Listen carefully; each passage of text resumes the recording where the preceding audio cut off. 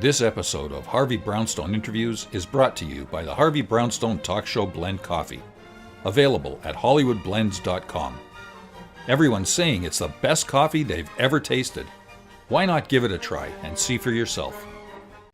Hello, everyone. I'm Harvey Brownstone, and today's guest is a world-renowned rock, R&B, and hip-hop drummer who is widely referred to as the Minister of Groove.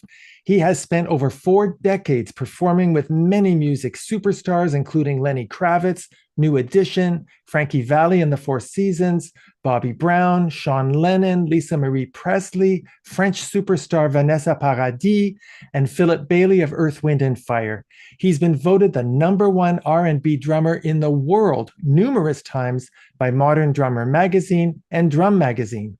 He's also a highly accomplished author of 4 books about music: The Commandments of R&B Drumming, The Commandments of Early Rhythm and Blues Drumming, The Big Gig, Big Picture Thinking for Success, and The Commandments of the Halftime Shuffle.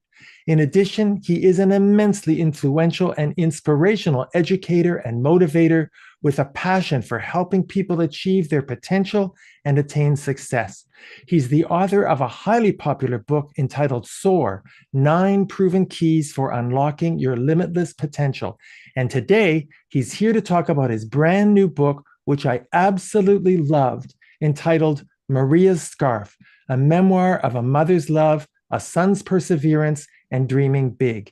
This is an incredibly heartfelt and heart-wrenching autobiography chronicling our guest's tumultuous journey as the fatherless, biracial child of a Mexican immigrant single mother who somehow managed to raise her 7 children in an atmosphere of love, courage, faith, tenacity, and optimism. From the impoverished and notorious streets of Compton in South Central Los Angeles to the harsh realities of rural Oregon, this is a man who, thanks to his mother's many sacrifices and unbreakable resilience, overcame countless, almost insurmountable obstacles of abject poverty, racism, and adversity. He was an insecure little boy who grew up longing for the love and approval of an absent father and struggling with identity, self-worth, and craving a sense of belonging. Thanks to the love and guidance of his mother and the unshakable bonds that kept his family together, he ultimately harnessed and channeled his pain, anguish, and ambition, together with his love of music and rhythm, to become one of the world's most successful and respected drummers. This book is so poignant, so uplifting and inspirational that I just had to invite the author, Zoro, to our show. Zoro, welcome, and thank you so much for being here. Harvey, what an honor and what an incredibly wonderful, poignant introduction. I just feel blessed to be on your show, man. And I was honored that you actually read the entire book and I could see that it touched you. That's awesome. Well, that would be an understatement. You are the 5th of 7 children born to Maria Islas Bravo, a Mexican immigrant, and you were the first in your family to be born in America. Your book is so riveting and emotionally captivating because it's a tribute to the triumph of the human spirit. Tell me what inspired you to write the book, Zoro. Well, I have been wanting to write it most of my life, honestly. I would tell many of my childhood stories on the road when I was with, Bobby Brown, New Edition, Lenny Kravitz, and every time I would share my stories, the guys in the band would go, "You have an amazing story. You've got to write a book one day. You need to have a movie about your life." So I was always encouraged as I shared the stories personally with people. And people ask me how long have I been working on the book. The inspiration was I'm 61, about to be 62 on June 13th. And at this age, you start thinking about what's the most important thing you can contribute to the world. What's the greatest gift I can give to the world from the journey that I've been on and what I've learned. I thought the greatest thing that I can leave behind is this story because mankind lives off of story. That's how we find hope. That's how we make sense of life. We all read books that are from people that have long passed away from centuries ago to thousands of years ago. And so story is the one thing that trumps everything. It's what we need to keep going. And I was inspired by different stories in my life of growing up, and I figured people would be inspired by mine. I also made a promise to my mother that one day I'd write a book about your life and tell people about how amazing you were and what kind of a person you were. And she always cried when I would tell her that. And so I figured the book is my gift to the world to inspire people long after I'm gone. Those words will echo for as long as books are out there in either audio or physical or e-books or whatever.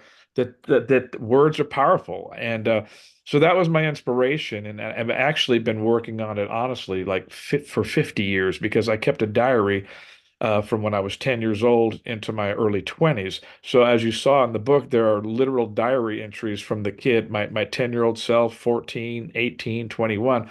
So when I look back, I go, man, I've been penning this book really without knowing it like my whole life.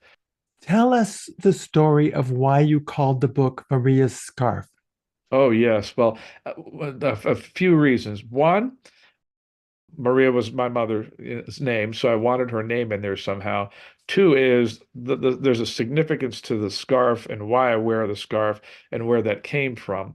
And when I was 7 years old, my mother was my only influence. Not only did I grow up with a single mother and my siblings, but I was very untraditional than most kids in that I didn't grow up with any other relatives.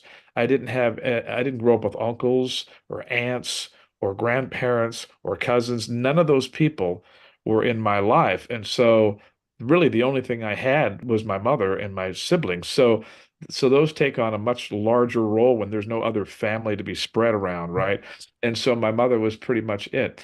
And even though she was when I grew up, we were totally impoverished. She always carried herself with a lot of pride and dignity, and she always wore scarves and looked really nice. And yeah, I used to always go, "Oh, Mama, you look like a movie star." She always looked elegant. You would know she was poor by the way she carried herself. But inside of me at 7 years old, was a budding rock star who didn't know that he was going to be a musician, but there was something in me that wanted to pull that out. And so one day I asked her if I could wear she had an orange silk scarf on, and I said, can I wear your scarf for my school picture? And she's like, no, mijo, you can't wear my scarf. The boys will beat you up. You're in the United States. You're not in Mexico, you know? And so she tried to talk me out of it, but I still wanted to wear it because I just wanted to look different. And then I convinced her, I said, well, Elvis Presley wears a scarf, this is the late 60s, and Tom Jones wears a scarf, and I convinced her. And then she knelt down and she tied her orange silk scarf around my neck. And then she said, one day, my precious son, you will do something phantasmical with your life. And that was the word she used. It was a mix of fantastic, amazing, and wonderful. And she just sort of created her own words, said, you're going to do something phantasmical. And so that scarf sort of weaves through the whole story of the book, as you know. And it is really what sort of it's like emblematic of her love and hope and expectations for me. That scarf is like one generation passing hope to the next generation. And so it represents so many things. And I was looking for a title that was beautiful, poetic, and also mysterious. When you go Maria's scarf, it makes you go, who's Maria? What's the scarf? And then you see the picture of the boy, me at 7, wearing the scarf, and then you see the mother wearing the scarf, and you want to know what is this story? At least that's what my thought was. So that's where it comes from. Now, you had an extremely challenging childhood, to say the least, Zoro. Because of extreme poverty, your mother had to move the family more than 30 times. And at one point, you were all living in a car. I want to read you something you wrote about that experience. You said, and I'm quoting you here, while locals peered at us with disgust, I felt such shame. I ached for a normal life, or at least to be invisible. I wanted so badly not to have people look down on us, and I wished that fairy tales really could come true for people like us. But no amount of wishing seemed to make it so, and no amount of hard work either. Zoro, when you think back to that time in your life, were there any lessons or coping mechanisms that you acquired that have helped you later in life as an adult? I think what I realized is that it's like somebody asked me this the other day. I'm going to be 62, and in my life, and I'm not boasting in any way, but they were asking me, how did you deal with partying on the road and stuff like that? And I told them the truth. I said I've never been drunk or high in my entire life, and I'm almost 62. And I don't say that in any sort of arrogant, prideful, like I'm better than anybody, but I explained to them, I said, I think the reason why I never did any of those things is because I was so desperate in my childhood, and that the idea of spending $1 on anything that wasn't going to build my life seemed like a total waste to me because, like, as you know, the desperation of my childhood. So when I got older, any money that I made, I was dreaming about what I could purchase with it to better my life. Like, could I buy drum lessons with this? Could I buy drum books? Could I help my mother pay some bills? Could I buy myself a car? So all those things were practical. But I think, and the reason I didn't cave into the peer pressure as a teenager in junior high and high school is because I had none of those people liked me. So I learned to, with my mother and siblings, those were my friends, those were my people, those were my family. So I kind of found my identity within the love of my family and the approval of my mother. And then I didn't look for it in other places, which I think later in life gave me a strong identity in myself where I wasn't going to cave. I wasn't going to cave from anything. I wasn't going to cave from adversity. And one of the reasons, the thing that I think all that stuff helped me with the most as a musician, people that play with me, one of the things they say, and you kind of said it earlier with the writing of the book, like, everything when people play with me, they go, you play with so much heart, you play with so much soul and so much passion. And people will say that about my writing or about whatever I do. And I go, I think that was the benefit of this childhood, is that everything mattered. And like when I do something, it's like my whole life depends on it. And I'm going to do my best because I still won't know, I may never know, like, would I have been this passionate had I not had that upbringing? Or was I born? It could be half and half. Later in life, I also realized I'm half Mexican and half Irish. Although, in the book, I don't really identify with either because I'm not really enough of either culturally to really own that when I was a kid.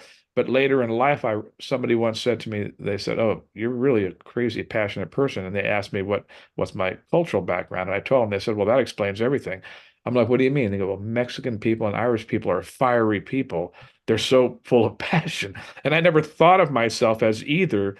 And sometimes when you grew up the way I did, you make up your own identity. It's not part of your cultural background because I didn't speak Spanish. I wasn't born in Mexico City, and the Irish people in my family didn't want anything to do with me. So I didn't feel connected to either. But then I realized later, genes are very strong and they go through the centuries.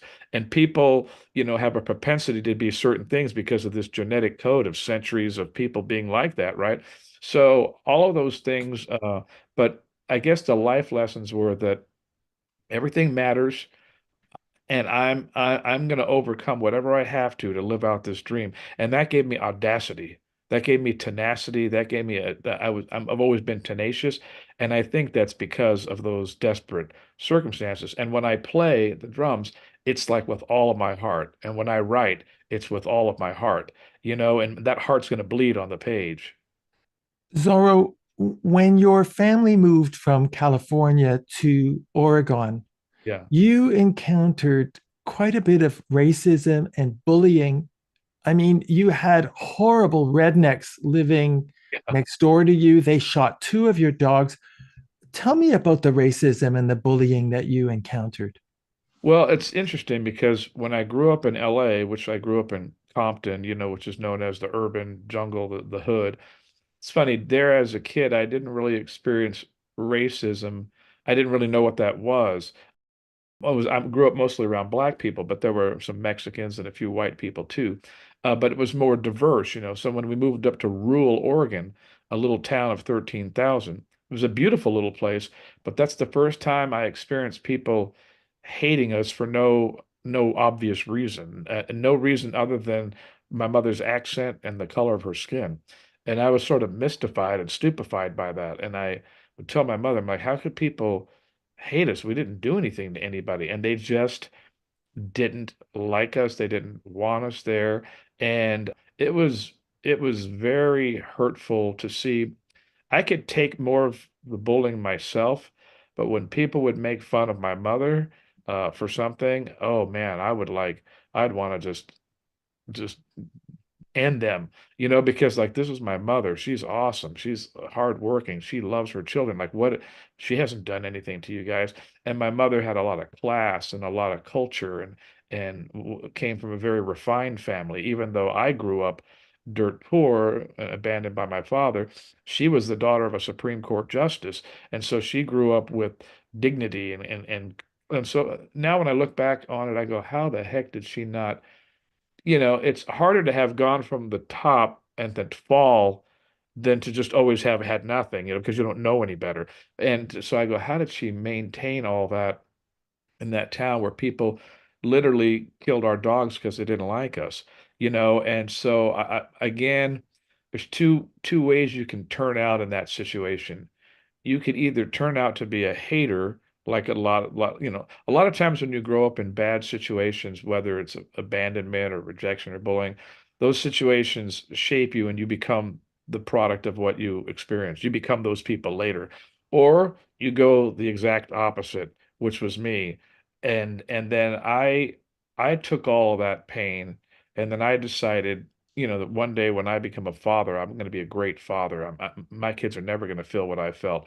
And I'm going to be somebody who defends people, somebody who loves people, somebody who accepts people, I'm not going to let people feel what I felt. So it made me go the opposite. It actually worked to my benefit because my pain became my purpose.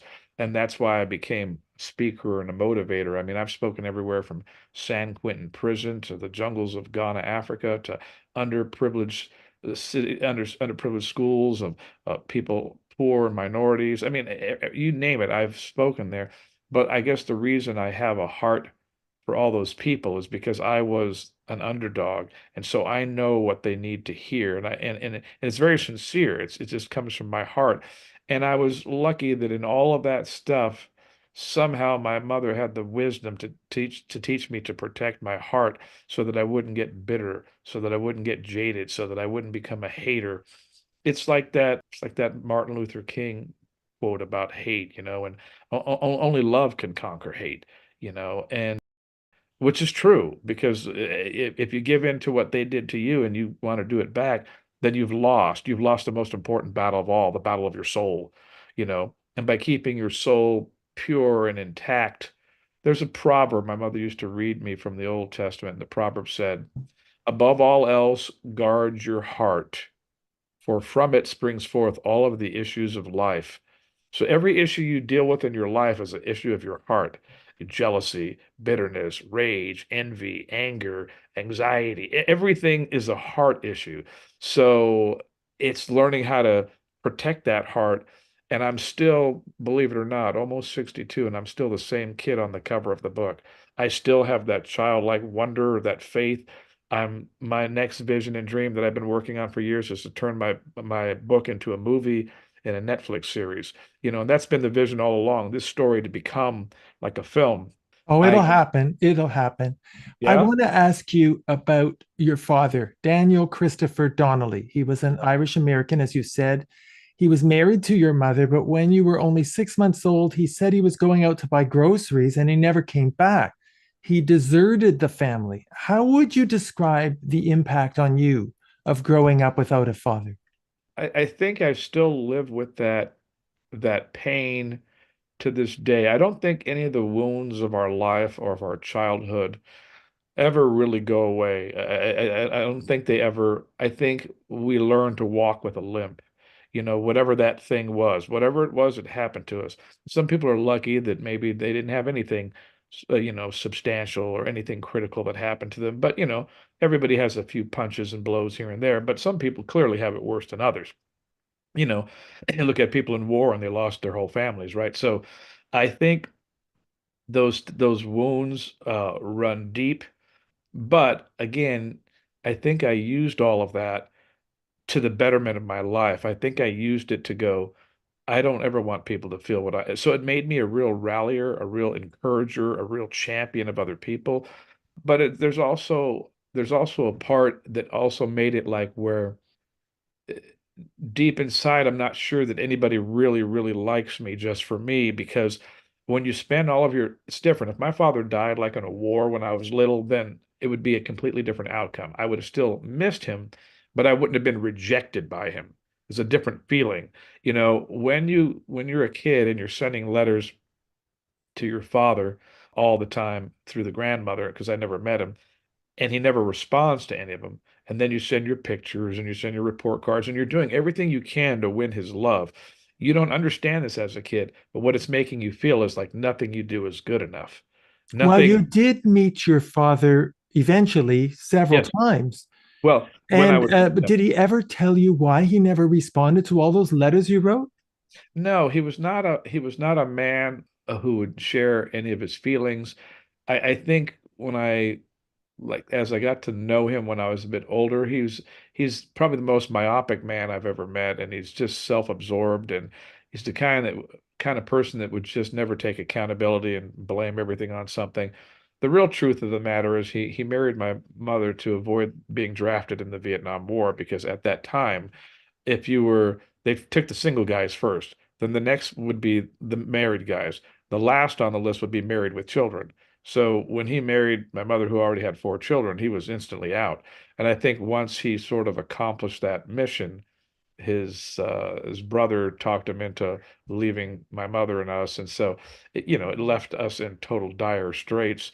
But I was young, I didn't know that yet, but it was as I was growing up, then I would learn about him, and I thought that I could win him over. And And when you I, did meet him, yeah, you didn't get the healing that you were hoping for, did you? no, because what can possibly make up for 17 years of rejection in your formative years? Nothing. I mean, even if he became the nicest guy in the world, which didn't really happen, nothing. Your imprint has already been made. The damage has already been done. What do they say? Like before you're 6 or 7, like all the emotional stuff that's already happened to you has formed the imprint of who you're going to be, right? So if you take that and go all the way to 17 and you take all that rejection. So it's two things. The plus of all that was that it made me very strong and it made me work hard. It made me hustle because I'm like, hey, I got to make something of myself.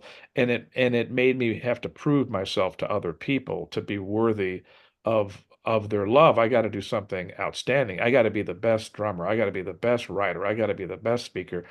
There's a part of that, but then on the other side, there's a more sorrowful part that you're so used to living that way that you think that if you don't pull out all of your greatness, that no one will actually really like you for you, and you're always trying to you wrestle between living in that space of accomplishing it for just accomplishment's sake, like for the definitely a goal-oriented person. I'm a person who likes to do everything with a spirit of excellence.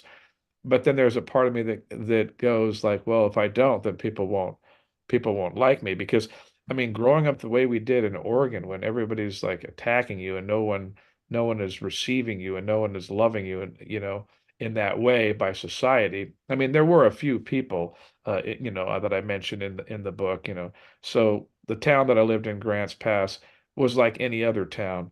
Every town in the world is filled with good people and bad people. Every But town. you know what? You mentioned there were two pluses. Yeah.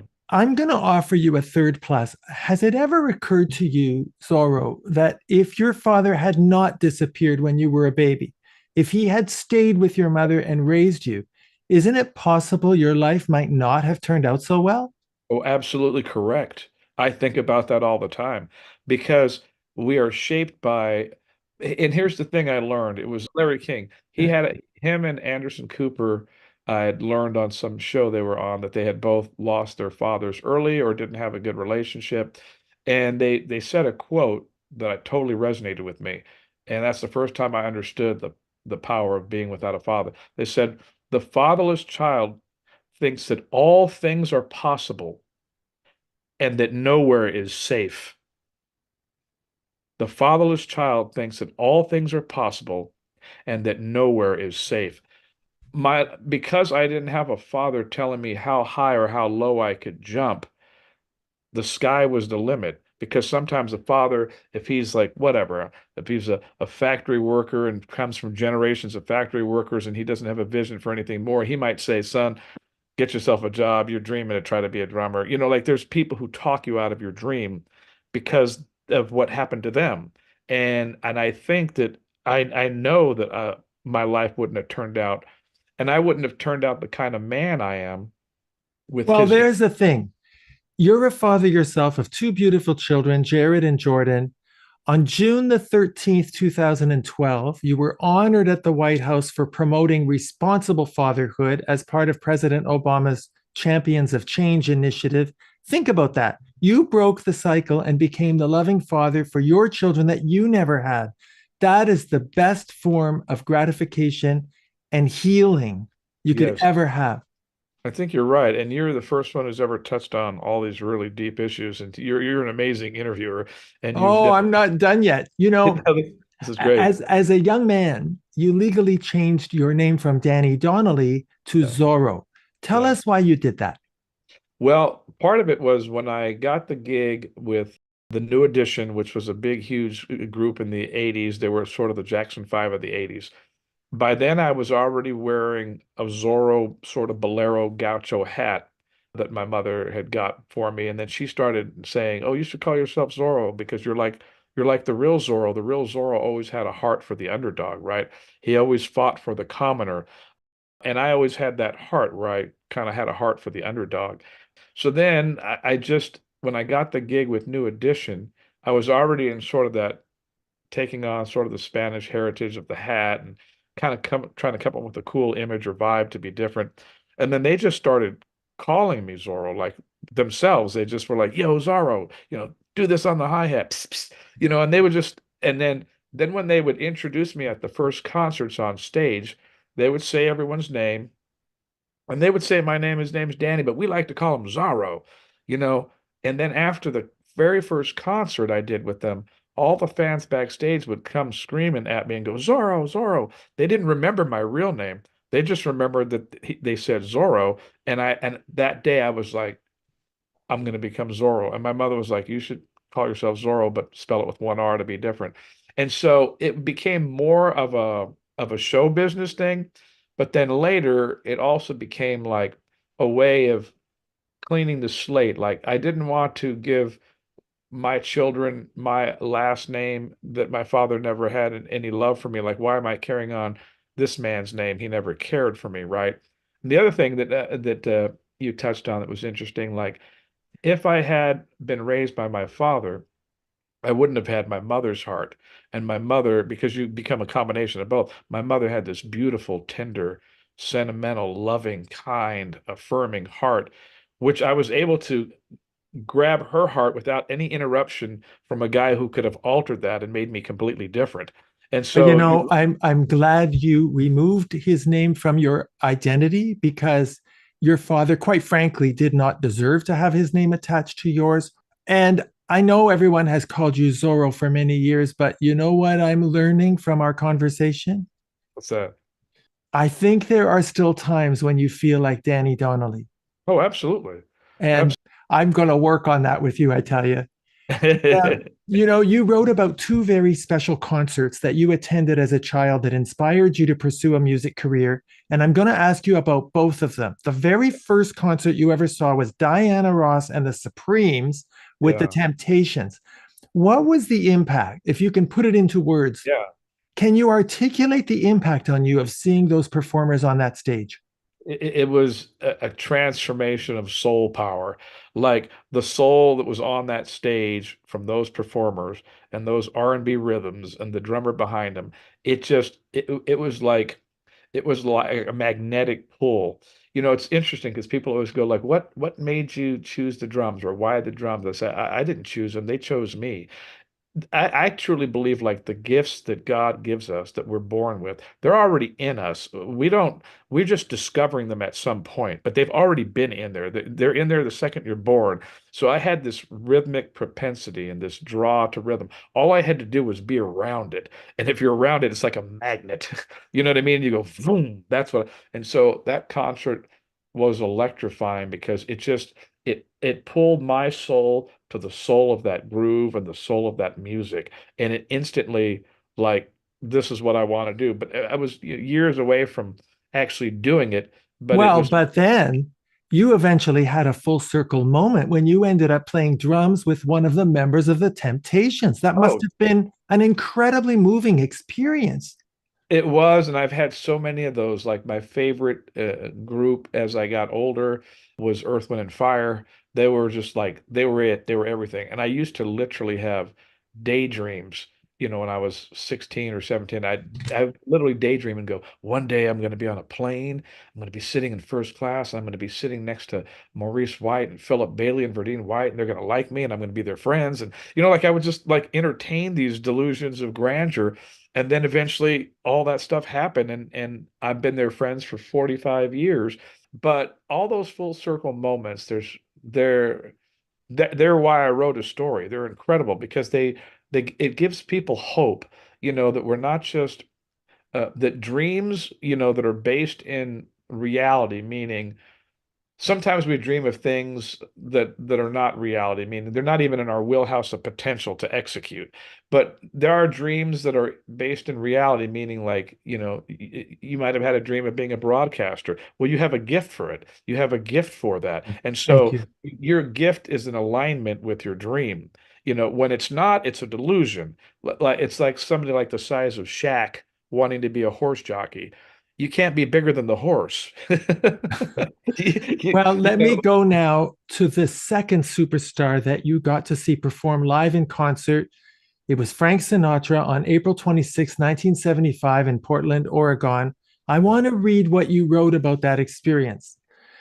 You said Frank's vocal prowess was astonishing. The tone and timbre were soothing to my soul, calming every agitation within me. Hearing him made me feel as if the fears and insecurities I carried would somehow vanish and that everything would be all right as long as I kept listening to that voice. With each rising crescendo from the explosive horns and counter melodies from the impassioned string section, the hair on my arms stood up. I had no way of processing what I was feeling. It seemed I had been touched by something otherworldly, something spiritual, something I couldn't understand, and I cried.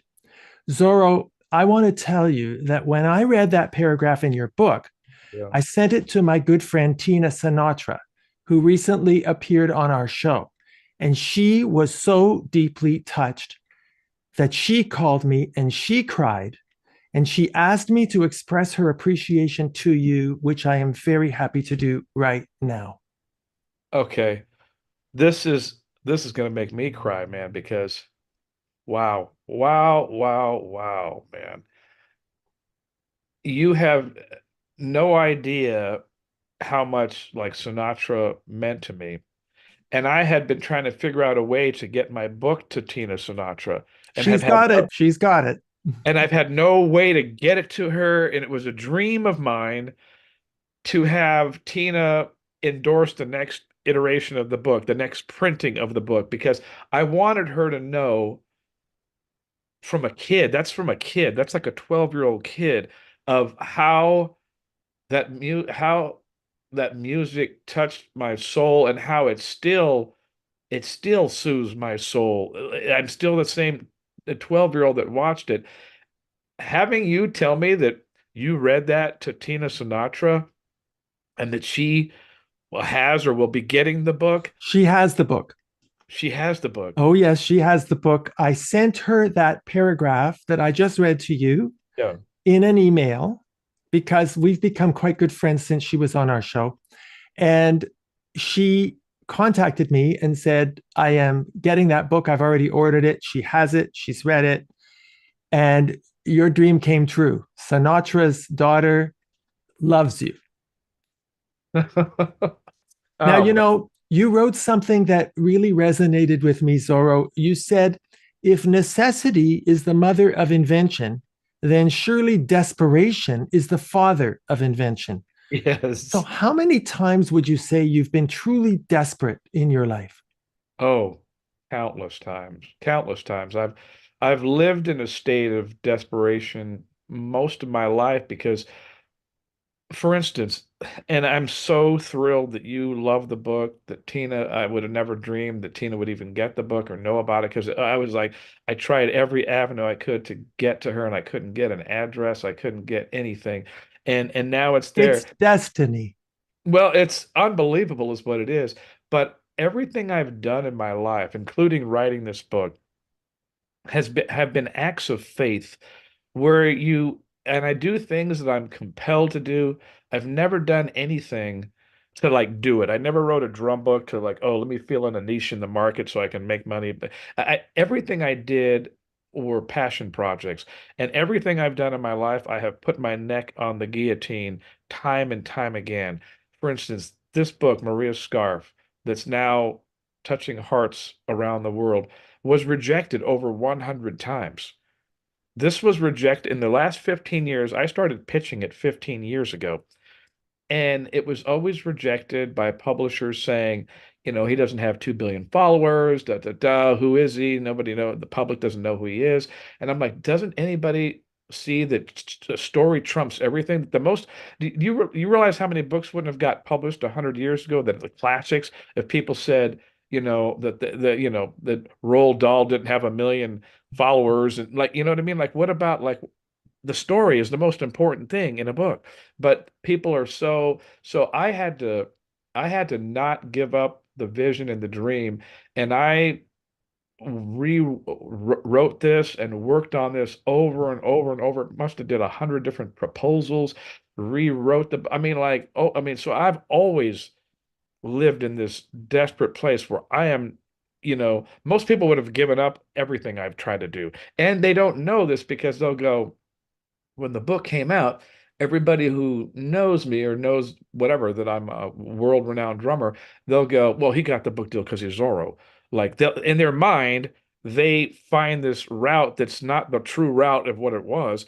Everything that I've done, being a speaker, being a teacher, being a clinician, my drum, but everything was just rejection, rejection, reject. So here's the funny part. The whole story in the Maria Scarf is this overcoming story of this kid who has to deal with rejection and over and about all these things. So it's the story of overcoming, right? And you would think, okay, that's what the story is. But the story of the story coming to life is a continuation of that theme, where for the last 15 years, I've had to overcome the rejections of different agents and the rejections of different publishers. And no one, interestingly enough, no one ever rejected it because they didn't think it was good. There are many times where I could see the acquisitions editor saying, I love this book, want to do this book. I'll be bringing it to the marketing group next week. Then when it got to the marketing table where there's 12 or 15 or 20 people that have to vote, that's where they turned it down because they lacked the vision of just seeing a great story for what a great story is. It so happened, and then other people turned it down. Other agents turned down representation because they said there's not enough sex, drugs, rock and roll. We want to hear more dirt on Lenny Kravitz, Bobby Brown. And I'm like, that's not what this book is. This is a better book. This is a book that's going to touch hearts. This is the book that's going to inspire people. That other kind of book's trash, and no one will remember that 6 months later. But no one has forgotten these stories that I've told, the chicken stories and the sitting on the lawn at Beverly Hills High stories and all these stories that I've been sharing for years. No one ever forgets them. In May 1978, you were just finishing grade 10. You got your first set of real drums instead of playing on an appliance box like you had been doing. Can you remember what it felt like to play on a real set of drums for the very first time? It was like, it's like one of those moments where the the the Cinderella's slipper fits. You know what I mean? It's like one of those moments where you're always out of sync. You've been wearing a bunch of shoes that don't fit you. You've been getting a bunch of hand-me-down shoes, too big, too small, and then one day somebody hands you a shoe that your foot just goes in it, and you're going like, this is me. This is who I am. And it was like one of those kind of moments. It's like I always wore like Goodwill clothes from the Goodwill drop-off box. And it's like one day somebody gave you a tailored suit that was made specifically to fit you, every measurement, and you're going, wow, I look amazing in clothes that fit, right? That's what it was like when I played the drums for the first time. It was like, this is this is who I am. This is, and I think I wrote something like that in the book, where, I was no longer the skinny kid. I was no longer the chicken farmer. I was no longer the half Mexican, half Irish kid who didn't fit in. I was now a drummer. I had found my identity. You met your dear friend Lenny Kravitz in a very unusual way. You were pretending to be a student at Beverly Hills High School, where he was a student. What gave you the idea to do that? A desperation. It was one of those things. I had just graduated high school in Eugene, Oregon, so I was 17. So and I didn't really know where to meet people in LA. Like I didn't know like where to meet kids my own age because now I'm out of high school, but I don't really feel like a college kid because I'm not going to college. I didn't know where to meet people at UCLA. Like it's such a big where would you stand to try to meet anybody? You're not going to school there. But I thought, well, the high school, I'm still kind of like a high school kid. And I thought, well, maybe I'll just go sit on the lawn and I'll do something audacious that demands attention. And so I brought my boom box, which I still have that boom box, the very boom box. I'm going to use it in the movie one day. And I brought a practice pad and I was cranking Earth, Wind, and Fire's greatest hits. And I thought, if I sit out on the lawn and I was wearing a yellow silk shirt and yellow silk pants and a Panama Jack hat and some shades, and I go, there's no way they can miss me. If there's any musicians, they're going to go, who's this new kid? And so it was just I couldn't come up with any other idea. Like how am I going to meet people, my age to try to play music with? And it wasn't like that I was trying to like run some sort of a con game.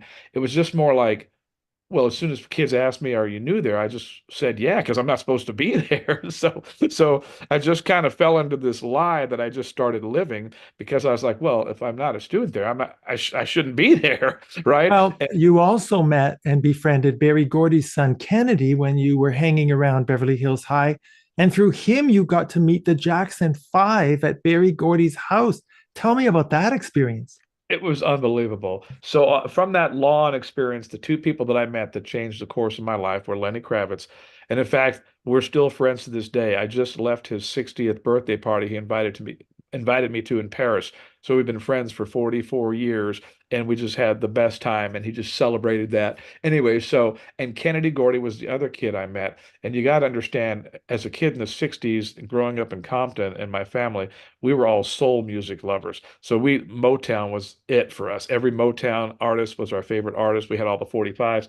So when I get driven up to Barry Gordy's house, I'm going, this is why I always say that I'm like the real life Forrest Gump. Like, like all these things happen to Forrest that should have never happened. He's at the White House with Elvis, and it's all these things. I'm like the real living Forrest Gump. Like, how did this kid who dug clothes out of a Goodwill drop-off box end up at Barry Gordy's mansion? And then one day, Michael Jackson and the Jackson Five, I have no idea, but I hear the doorbell ring, and I'm up there playing pinball with by myself because Kennedy was in the shower, and he had pinball machines you didn't have to pay to put money in his front yard in his front living room. And so I heard the doorbell ring and playing the pinballs, and nobody's going to answer it. So I just decide to go answer the door, and I open the door, and it's Michael Jackson and the Jackson Five. I'm like, oh, like I'm just beside myself because I was the biggest. I belonged to the fan club. I was the biggest Jackson Five, and I'm looking at the real guys, and I immediately start trying to talk him into jamming with me. I'm like, Michael, Jermaine, Tito, Jackie, Marlon. I said, I know all your songs. I'm a drummer. I can play all your songs. And there's a music room, and Jermaine, there's a bass, and we can jam. And Michael goes, ah, kid, you got a lot of heart. And and I ended up talking to them for like 20 minutes while they were waiting for Barry Gordy to come down for a meeting. But it was just, and I wrote about it in my diary that night. And I wrote about it. I said, no one will ever believe me that I met my favorite group, the Jackson Five. I can't wait to tell Mama all about it. Oh, what a story. Now, I know that Buddy Rich was one of your idols, and you finally got to meet him on Rodeo Drive. That must have been a dream come true. That was probably the biggest of all of them. And the Jackson Five was huge because just as a music group, they were my favorite. But as a drummer, Buddy Rich was the drum god. He was like what Tiger Woods is to golf, or LeBron James is to basketball, or whoever's the world's greatest at anything. Denzel or Robert De Niro to acting. Anyway, it would Buddy Rich was that. But when I this is all this happened in and around the same couple of few months. of when I met those guys on the lawn at Beverly Hills High. And I was walking down Rodeo Boulevard in Beverly Hills, and I see him. There he is, Buddy Rich. The was his title was the world's greatest drummer, and he lived up to it. And I went right up to him and stuck my hand out. And I said, Buddy Rich, and he goes, absolutely right. And I just looked at him all wide-eyed, and I said, my mother always said I would meet you one day. And he goes, moms are always right. Always listen to your mom, son. And then we got to talking, and he gave me his autograph. In fact, I'd love to get you a copy of the finished version of the book, so when we're done, I want to get your address because in the finished version of the book, when you open the book, the end papers, they call them, the two that are usually blank, is filled with memorabilia from my childhood. And one of the pictures is a picture of Buddy Rich's autograph that I got from the piece of paper and many other things, all the goals I wrote out when I was a kid that are on the cover Wow. of the book. So it's all these beautiful things of the stories that are in the book of the kids' dreams. Then at the end of the book are all the backstage passes and magazine covers and tour stuff of when the dream came to life. But we just bonded, and then that led to him inviting me to see him play at Disneyland, and I took Lenny Kravitz with me. And that's the night that Lenny got kicked out of his house and never moved back because we went to go see Buddy Rich. So there's these beautiful stories of these passionate boys that are just Oh, all well, about the music. It was incredible. what a life you've lived. In 1985, you finally got your big break when you were hired as a drummer for New Edition. You said you went to the audition with a flame of generational vengeance burning in your soul, ready to unleash your fury. Tell me what you meant by that. Well, that goes back to all the hardships of Oregon, right? All of the generational vengeance. My grandfather was a Supreme Court justice in Mexico City. Had things gone right, my mother's life, she would have been a movie star and all these things that should have come to us based on who we came from didn't happen. And so this was like I felt like my grandfather from the grave was like, you are going to go there and show them that you are an East Los Bravo. You're going to show them the greatness because everything that I learned about my grandfather, though I never met him, was that he was a man of excellence. He was a man of the people. He was like a Zoro. He was a Supreme Court justice who fought for the rights of people. He fought in the Mexican Revolutionary War. And so he was a social justice man, but he's a man who if he was alive, he would have taught me how to be on the top, how to be that. Well, I learned it through my mother indirectly. Oh, you learned it all right. I'll tell you. So there you were in 1985, playing with New Edition at a concert at Disney World in front of 80,000 fans. And only 5 years earlier, you auditioned at Disneyland with a band called the Romano Brothers, and you didn't get the job. Isn't it true that success is the best revenge? It really is because it's like, and it's weird because when it happens, I almost feel like guilty that it's happened. It's almost like you spend your whole life wanting to show these people and wanting to get even. But then when you finally get there, you don't feel the same way. It's like I don't want to make them feel bad.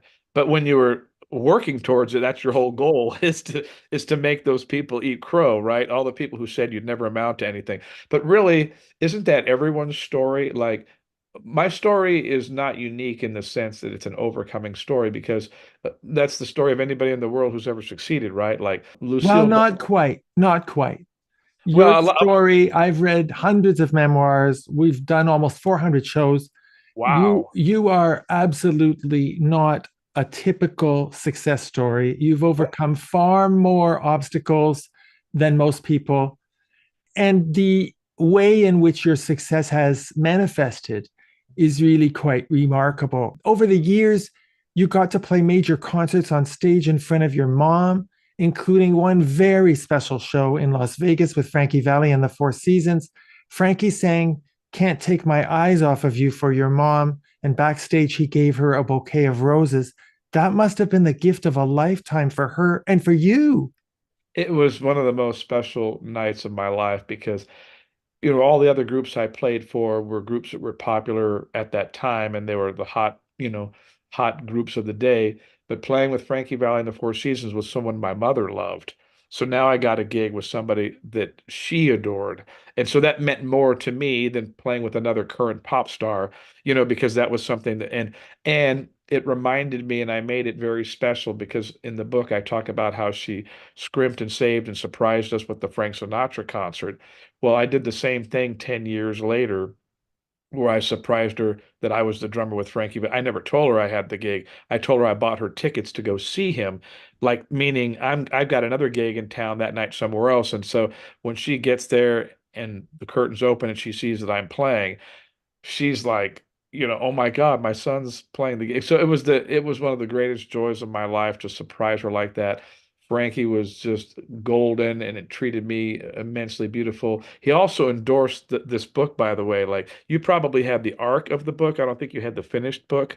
You probably had the arc, but the arc didn't have all the endorsements of the people. Like Frankie endorsed it, Verdine White from Earth, Wind and Fire, some of my idols, and some of my writing idols. But that was a very, very, yeah. Now that you mention it, it Your really. success is anything but typical. Now, you've described your mother as part gentry, part gypsy. A part of her was broken by life, and a part of her was brimming with it. She was, in one sense, the tragic character in a fairy tale, and in another sense, she was the hero. How do you think she would react to your book? She would be crying. She would be, gosh, I wish she could see it because like it's like I did it. I mean, Well, does it give you comfort to know that you've immortalized your mother in your book and shared her with the whole world? yes, in fact, but just before it came out, the day before it came out, I told my brother Bobby, I said, tomorrow we're going to make Mama famous. She wanted to be a famous actress. That was her dream. And she started, but she married the wrong guy and life got in the way. But I thought, you know what? Everyone and everyone who's read the book, like right now, I think there's like 166 reviews on Amazon, and they're all 5 stars. And everybody writes, and they're like, "Your mother inspired me. Your family inspires me. You inspire." But so many people comment about Maria and go, "She makes me want to be a better mother. She makes me not want to give up." Because the office of motherhood or fatherhood is the toughest gig in the world, no matter what the circumstances. And so I go, here, her life was not in vain. It was not wasted. She didn't get to become what she wanted to, but now she's becoming a heroic figure for people around the world of every race, creed, and color. And it's for something that is universal, motherhood, the job of motherhood. And so it feels very special that like and here's something interesting too, like I've always dreamt of it as a movie. And for 20 years I've told people like, Selma Hayek is the one who could play my mother. Selma Hayek is the one who could do it. Like she looks like her, she's short, petite, she's from Mexico City like her. They have almost the same exact background. They both had aristocratic fathers, they were wealthy, and then the fathers died and they lost everything. And so I'm at Lenny's 60th birthday party and who's there. He lets me know beforehand that she's going to be there because he's always known that I wanted to do this. And I get to meet Selma and I give her sort of a soft pitch on the book and the story. And then I showed her the picture of my mother in the book that looks like her. And she was and one of the first things she asked me when I shared the book with her, I said something like, I wear this scarf because my mother tied it around my neck when I was a boy and said that I would do something amazing with my life. Now, Selma had never met me, didn't know who I was. And then she goes, "And have you? Have you done something amazing with your life?" I said, "Yeah, in fact, I have. I became a world-renowned drummer." And then I told her who I played with and that I was Lenny's longtime friend and first drummer. And she goes, "That's amazing." And she goes, and I said, my father left, and my mother raised 7 children alone. And she goes, "How many fathers, honey? How many fathers?" I said, 5. She goes, "I love this woman already. She was a romantic." And I said, "Selma, you are the first person that's ever said that. You are the first person that recognized that she was a romantic. She was in love with love and she was in love with Hollywood and the movies, and she was always hoping to find that dream man, but never really did." And so I felt like she connected with it. And then there were other things we talked about 3 different times. And then I had the book already ready for her and I had signed it to her.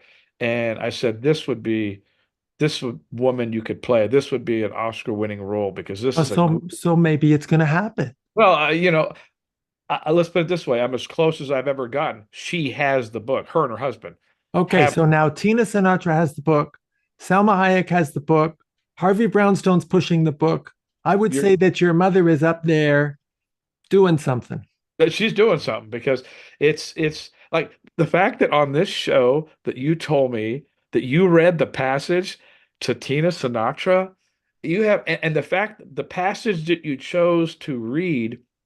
It's so funny because I was with a group of guys and creative guys, screenwriters and other writers, and I shared the book with them before it came out. And one guy's name is Tony Abrams. He read the Frank Sinatra chapter because he was fast. He loves Sinatra too. And he goes, your book has riveted me. He goes, this is incredible. He goes, now I want to read the whole thing. And he only had one of the whole entire book. He said, "Do you want to hear my only one critique?" I'm like, "Yeah." He goes, "In the Sinatra chapter, he goes, it's amazing. The whole thing moved me and it was riveting." He goes, "But I just wanted to hear one thing.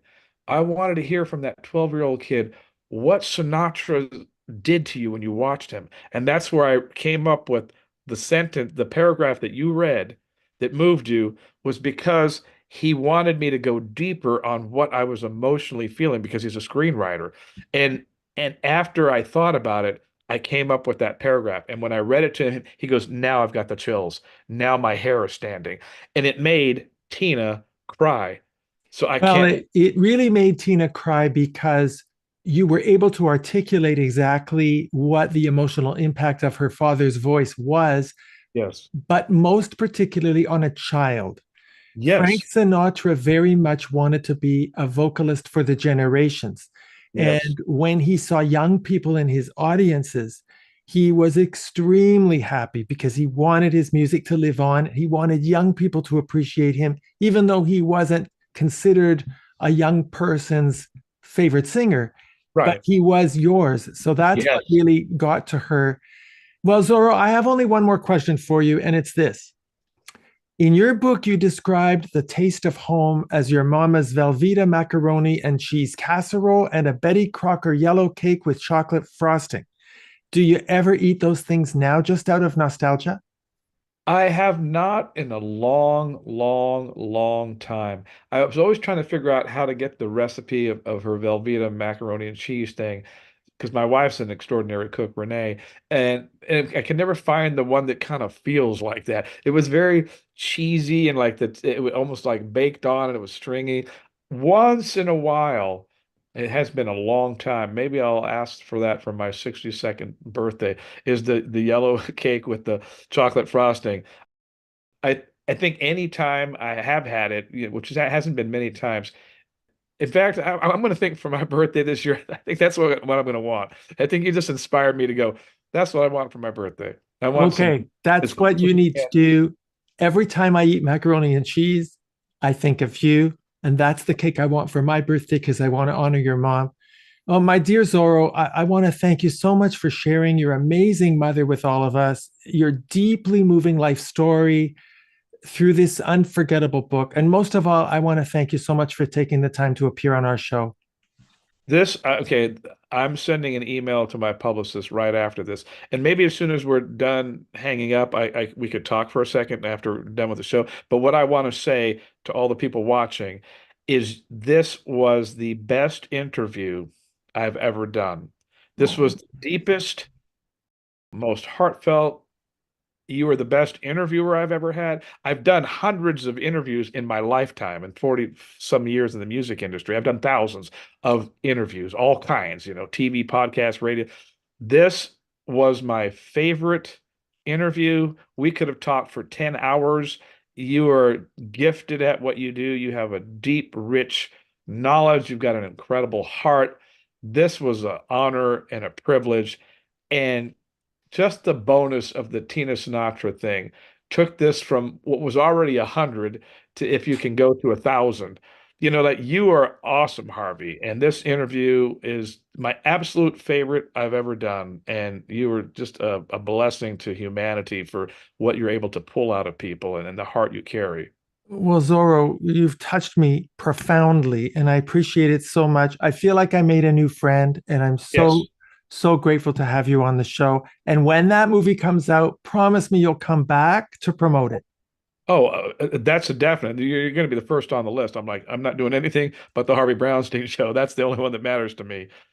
Thank you so much. Our guest has been the world renowned drummer, educator, motivational speaker, and author Zoro, whose new book, Maria's Scarf, a memoir of a mother's love, a son's perseverance, and dreaming big, is now available on Amazon and wherever books are sold. You can learn more about Zoro and the book by going to his official website, zorothedrummer.com. And you can learn more about Zoro's work as an inspirational and motivational speaker by going to the website zoroministries.org. My name is Harvey Brownstone. Thank you all for joining us. See you next time. Thank you to my producer, Steve Silver, my managers, Rick Marcelli and Robin Bragg Marcelli at the Marcelli Company in Hollywood, my director of programming, Robert Monaghan, my PR directors, Eileen Shapiro and Jimmy Starr, and my entire team at the XPTV1 network in the UK. Thanks for watching. Be sure to check out all the great interviews on the Harvey Brownstone Interviews YouTube channel. Don't forget to subscribe and ring the bell to be notified when new videos are posted.